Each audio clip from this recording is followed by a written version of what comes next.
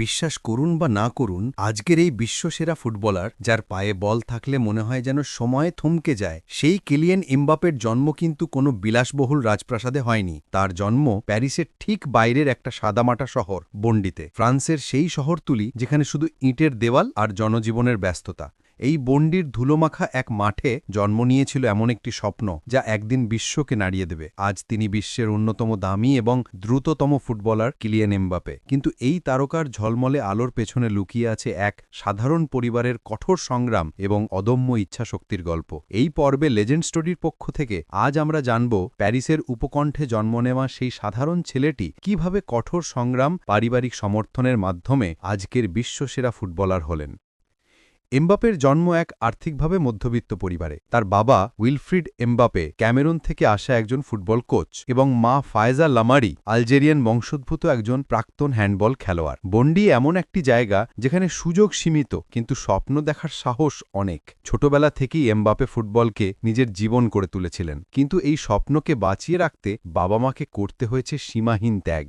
বাবা উইলফ্রিড সারা দিন স্থানীয় ক্লাব এএস বান্ডিতে কোচিং করাতেন। ছেলেকে সঠিক পথে চালনা করা তার জীবনের একমাত্র লক্ষ্য হয়ে উঠেছিল।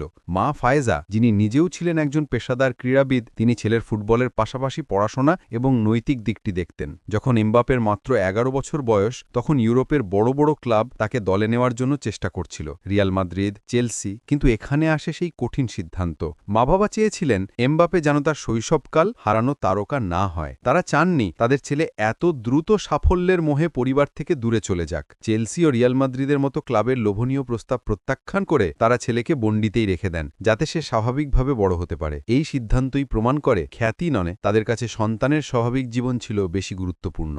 কিলিয়ান এমবাপের বাবা উইলফ্রেড এমবাপে, তার হৃদয়ে একটি গভীর ইচ্ছা ছিল। তিনি চেয়েছিলেন তার ছেলে তার নিজের জন্মভূমি ক্যামেরনের হয়ে আন্তর্জাতিক ফুটবল খেলুক। এই স্বপ্ন নিয়ে তিনি ক্যামেরন ফুটবল অ্যাসোসিয়েশনের সঙ্গে যোগাযোগ করেন। তবে বাবার এই স্বপ্ন পূরণের পথে সবচেয়ে বড় বাধা হয়ে দাঁড়ায় দুর্নীতি। ক্যামেরন ফুটবল ফেডারেশনের কিছু কর্মকর্তা এমবাপেকে দলে নেওয়ার বিনিময়ে উইলফ্রিডের কাছে বিপুল অঙ্কের অর্থ দাবি করেন। একজন সাধারণ কোচ হিসেবে উইলফ্রিড সেই টাকা দিতে পারেননি। দুর্নীতি এবং অন্যায়ের কাছে মাথা নত না করে তিনি সরে আসেন। জন্মভূমির হয়ে খেলার স্বপ্ন ভঙ্গ হলেও তিনি তার সন্তানের প্রতিভার সঙ্গে আপোষ করেননি। কিন্তু প্রতিভার কদর যেখানে হয় না, সেখানে সুযোগের দরজা বন্ধ থাকে না। এমবাপের প্রতিভা চিনে নিতে দেরি করেনি ফ্রান্স। কোনো রকম অর্থের লেনদেন বা দুর্নীতির ছায়া ছাড়াই ফ্রান্সের যুবদল তাকে সাদরে গ্রহণ করে। আর এভাবেই জন্মভূমির হয়ে খেলার সুযোগ হাতছাড়া হলেও কিলিয়ান এমবাপে ফ্রান্সের হয়ে বিশ্বমঞ্চে নিজের পরিচয় প্রতিষ্ঠা করেন এবং ইতিহাস গড়েন। শেষ পর্যন্ত 15 বছর বয়সে তিনি জয়েন করেন এএস মোনাকোতে। সেখানেও তার পথ সহজ ছিল না। দিনের পর দিন একা কঠোর অনুশীলন, নিজের দুর্বলতাগুলো কাটিয়ে ওঠার নিরন্তর চেষ্টা।